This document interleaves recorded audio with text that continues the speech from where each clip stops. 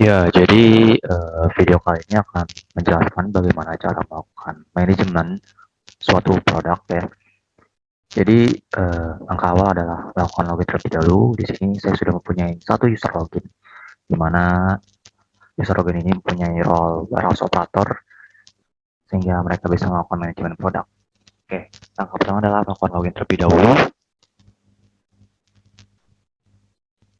Lalu untuk melakukan manajemen produk, ya kita bisa memilih menu inventory. Ketika dibuka atau diklik, di sini akan muncul beberapa submenu.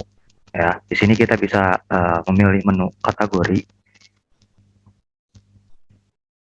Ketika menu kategori ditekan atau diklik, akan menampilkan beberapa data kategori yang sudah dibuat ya.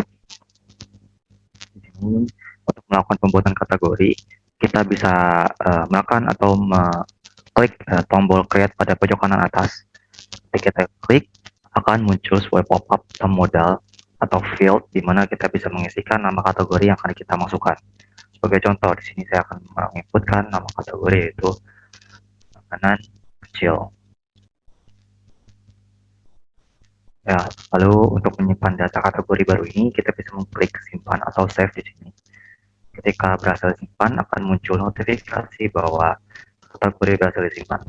Untuk melihat data kategori yang baru saja kita tambahkan, kita bisa melihat pada row terakhir, yaitu data terakhir pada table atau menu kategori. Nah, sini sudah terdapat makanan kecil. Selain untuk membuat, kita juga bisa melakukan editing dan juga deleting data terhadap kategori yang baru saja kita buat. Nah, sebagai contoh, kita bisa melakukan editing dengan melakukan atau menekan titik 3 pada raw action ini.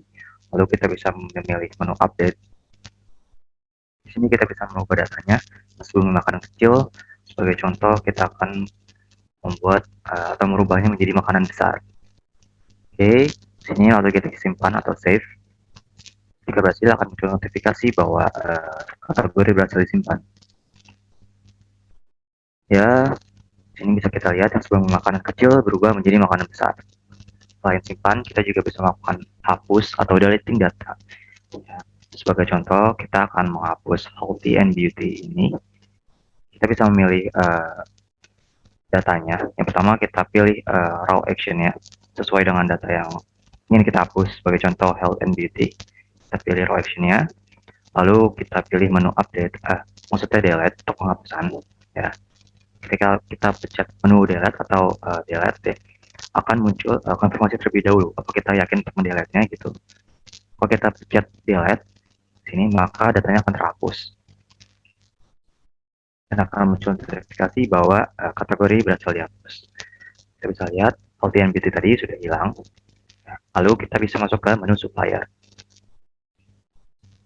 Di menu supplier ini ya, sama seperti menu kategori, di mana mereka terdapat beberapa data. Di sini data supplier. Untuk melakukan penambahan data supplier, kita bisa mengklik tombol create pada pojok kanan atas. Ketika kita pencet create, akan muncul juga pop-up modal yang harus kita isi. Di mana di sini kita akan mencoba isi nama supplier terlebih dahulu. Di mana nama supplier saya akan coba isi dengan nama PT Global sebagai contoh.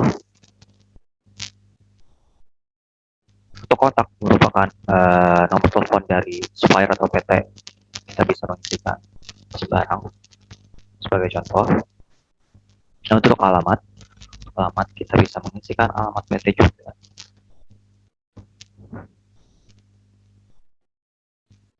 Lalu bank account number adalah nomor rekening dari si PT yang kita masukkan ini. Kenapa kita perlu masukkan nomor rekening? Karena tujuannya untuk pembayaran inbound nanti. Oke, sebagai contoh, kita akan masukkan angkanya.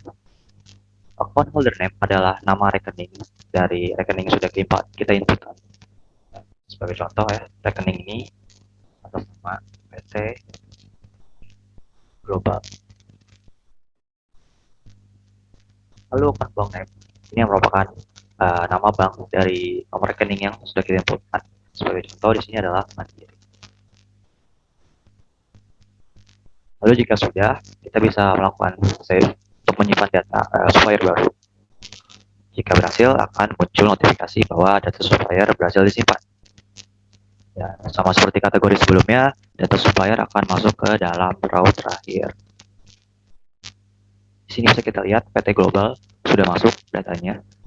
Ya, selain meng-create, kita juga bisa melakukan edit dan delete sama seperti contoh dari kategori sebelumnya. Sebagai contoh juga, kita akan mencoba mengubah akun bank name-nya. Ini bisa ubah dengan BCA sebagai contoh. Dan juga untuk PT Global kita bisa tambahkan edutech. Lalu jika perubahan sudah benar, kita bisa melakukan save, simpan datanya. Jika perubahannya berhasil, akan muncul notifikasi bahwa data supplier berhasil disimpan. Kita bisa lihat di data terakhirnya bahwa PT Global sebelumnya sudah menambahkan satu kata baru, yaitu edutech.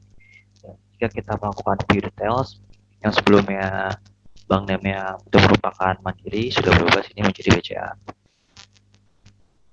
Lalu kita masuk ke pembahasan inti atau utamanya, yaitu manajemen produk. Di mana kita bisa masuk ke menu produk terlebih dahulu. Sama seperti supplier kategori, di sini terdapat beberapa data produk yang ada. Ya, untuk manajemen produk ini, kita bisa menambahkan datanya dengan mengklik atau menekan tombol create pada pojok kanan atas. Akan muncul data atau field yang akan kita isikan. Di sini kita bisa isikan nama produknya. Sebagai contoh, kita akan isikan dengan produk Oreo. Nah, seperti yang saya bilang sebelumnya, bahwa ketika kita melakukan manajemen data atau manajemen produk data, kita memerlukan data kategori dan supplier sebagai acuannya. Sebagai contoh, sebelumnya kita sudah melakukan pembuatan kategori di mana nama kategorinya merupakan makanan besar. Di sini ada nama kategorinya makanan besar, kita bisa pilih, dan suppliernya juga sudah kita tambahkan terakhir, yaitu PT Global Edutech. Bisa pilih.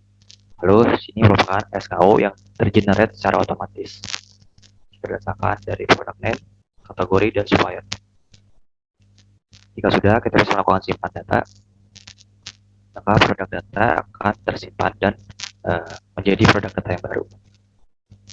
Jika kita lihat di row terakhir, akan masuk di sini produk name, yaitu Oreo. Sama dengan kategori dan supplier, kita juga bisa melakukan update dan delete terkait datanya. Sebagai contoh, kita akan melakukan update. Sebagai Oreo, kita bisa ganti menjadi bang-bang, misal.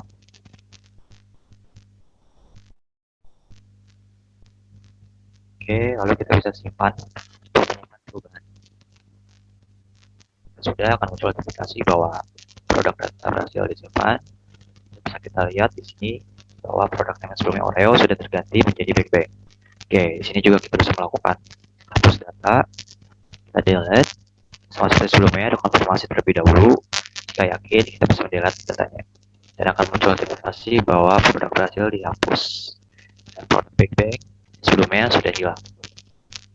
Mungkin itu adalah cara penggunaan atau tutorial penggunaan dari modul atau manajemen produk